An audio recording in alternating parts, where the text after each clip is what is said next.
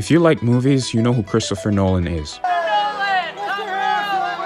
British guy who makes sci-fi and psychological blockbusters that are impossible to understand. But his first film wasn't like that at all. It was very self-contained and had more of an indie look.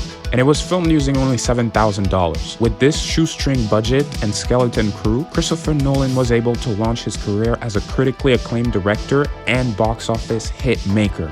The truth is that even someone like you right now could make the movie that turned Christopher Nolan into an A-list director, and I'm gonna break down how.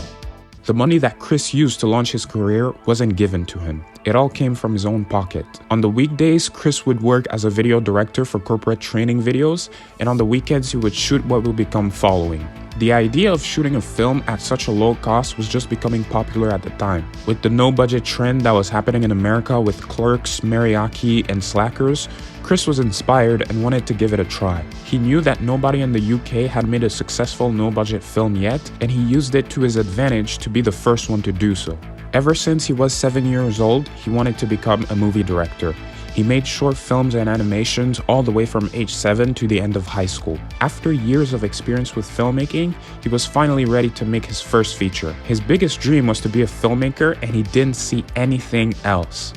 But he didn't want to wait for a studio to hand him the money. Chris knew that the only way he would ever make a feature film was if he made it himself. Following is a story of a writer, somebody who wants to be a writer, who's living in London, very busy city, and he takes to following individual people, picking someone out of the crowd, seeing where they go, what they do, and becomes addicted to this. This idea was the basis for his movie, so he started writing, but he was very strategic. He didn't have anything that would be impossible to film on a budget.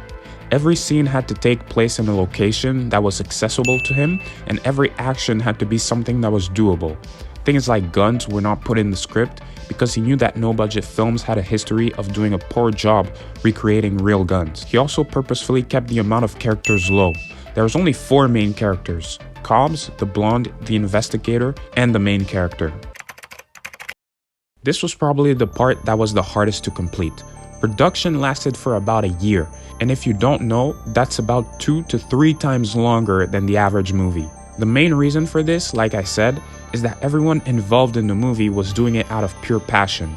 They weren't getting paid, so Christopher and the actors had to work full-time jobs as well as making the movie. He had to be very strategic to keep the costs down and to maximize on the short time he had every weekend with the actors. First, every scene in the movie was rehearsed extensively.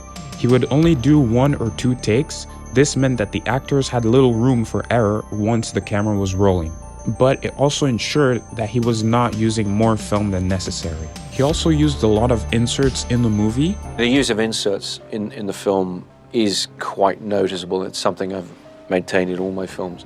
There's a couple different reasons for it. One of the things you can do with very little money is you can shoot a really beautiful insert very, very quickly. You can soft light it from the side, you can throw up the lens, you can get something that looks really, really nice. To have a more naturalistic look, a lot of the scenes were filmed handheld rather than on a tripod, which also allowed for more movement around the locations. Every scene that you watch in the movie is filmed with a single camera setup. This means that every scene that you see where the camera shows 2 different angles were all shot twice. He avoided using zoom lenses and preferred to move the camera instead. This increased the amount of planning he had to do in terms of blocking and camera setup, but ultimately made the film look more grounded and naturalistic. His lighting setup was always kept simple by using only 3 or 4 lights in the indoor scenes. He relied heavily on sunlight for his lighting. This is why in the movie, multiple scenes take place on rooftops and in front of windows. Christopher was aware that at the pace and cost at which he wanted to film the movie, using colored lighting would prove to be difficult. So as a budgetary choice and somewhat artistic, he decided to film the movie in black and white to cover small problems that he might have with color film. Things like color grading and lighting. In public locations, Chris would simply film without a permit. In the indoors location, like the homes, he would film in his parents' house or friends' house, and the cafe location was given to him for free.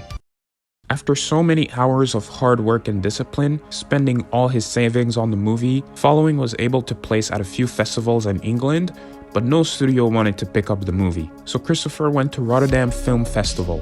A month later, Slamdance showed the movie at their festival where the Next Wave Films bought the rights to the movie. In total, Following generated $300,000 at the box office and caught the eye of people in the industry.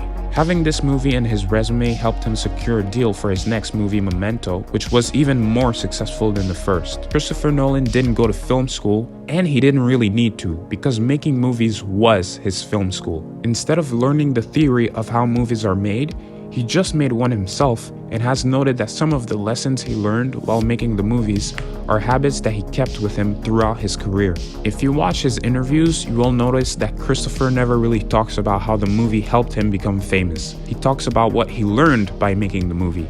And realistically, any filmmaker is able to do what he has done with Following. A strong technical grounding was very important for me, and learning how to photograph things on film, expose the film correctly, choose the film stocks, those kind of things, has served me extremely well as I've gone on to bigger and bigger films